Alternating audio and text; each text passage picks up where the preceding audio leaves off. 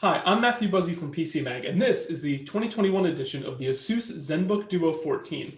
Now, if you're unfamiliar with the Duo line, well, what that means is, for the big reveal, that this has two displays. The Duo laptops are Asus's brand that has two screens, which basically is a multi-monitor setup built into your laptop. Now, obviously, the second screen is not quite as big as a desktop full-size monitor would be, but it gives some pretty unique functionality. A couple of manufacturers have gone in on this two-screen setup, this concept, and done it in various different ways. This is sort of Asus's solution across a number of machines. There's a bigger one, a 15-inch. There's also a gaming laptop, the Zephyrus Duo, and they've kind of gone more all in on the idea of a two-screen laptop, I think, than any other manufacturer has so far.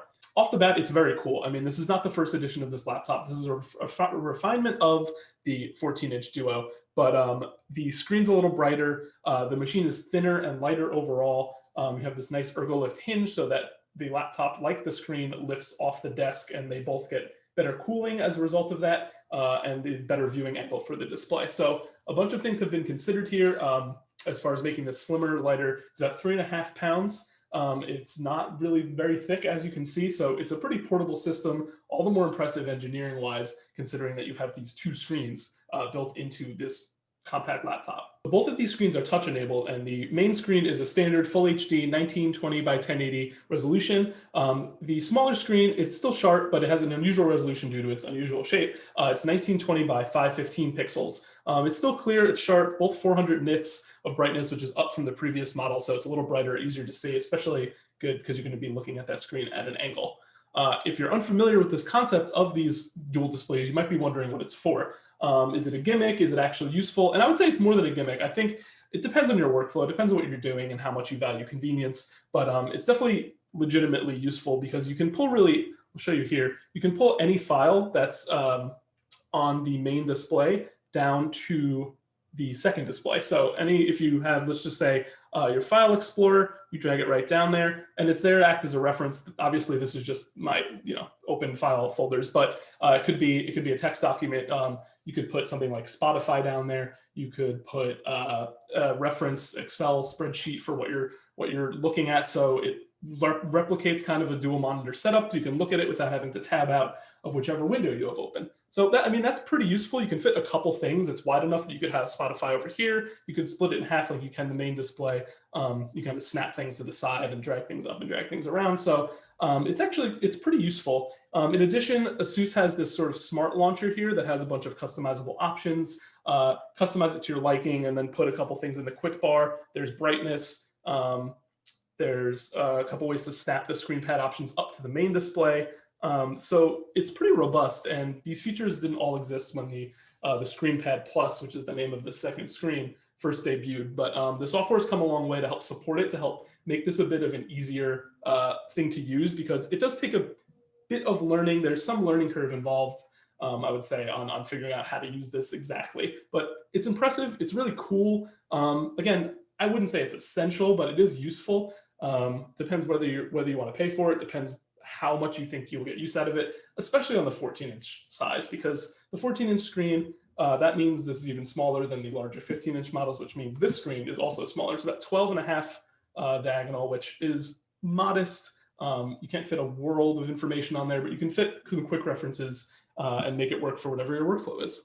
So the size does come with some compromises. I think even the 15-inch version of this laptop, because of where the screen is, inherently requires some sacrifices to be made. Obviously, the keyboard is pushed down to the front. Usually you have it up higher, which gives you a wrist rest. There's really nowhere to rest your wrists here. You kind of float off the laptop. If you're on the edge of a desk, that's fine, but it can be a little uncomfortable. The keys are okay as well. They're a little mushier than I'd like, but it's serviceable. The touchpad, I would say, suffers even more because it's not very wide, as you can see. It's pretty narrow. It has to be fit in line with the keyboard because of the screen.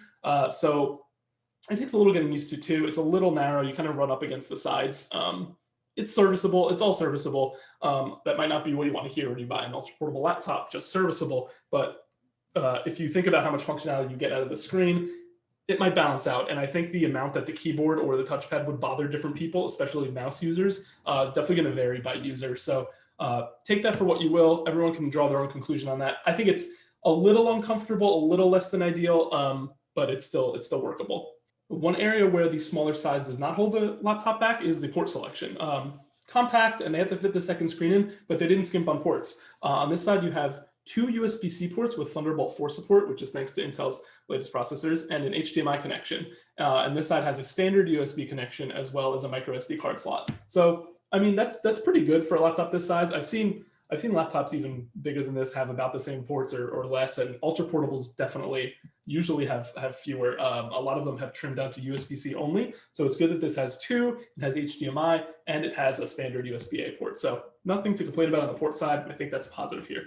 Moving on to the components, this can come with a Core i5 or a Core i7 processor. Those are both 11th generation Intel, so pretty good processing power, up to 32 gigabytes of RAM, up to 1 terabyte SSD. So pretty robust options for such a little system. And on the graphics side, Intel Iris Xe integrated graphics are the base option, but you can also bump that up to NVIDIA's MX450 dedicated graphics option. Now that's really a far cry from their powerful GTX and especially RTX graphics options.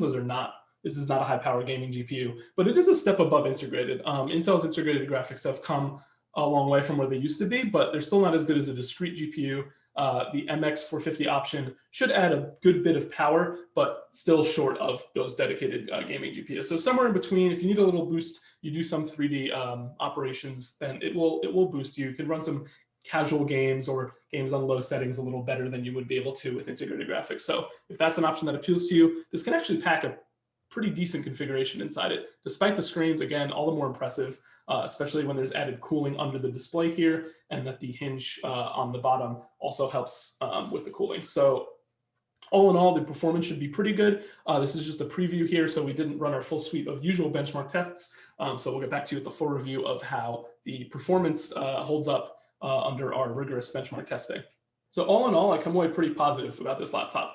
I think it's really cool. I think that's some factor that is an intangible. If you just think this is a really cool thing that exists or not, I do think it's kind of neat. The 2 displays, again, this is not the first time we've seen it, whether 15 inches or 14 inches, but it's kind of cool every time. I think this is a bit of a head turner.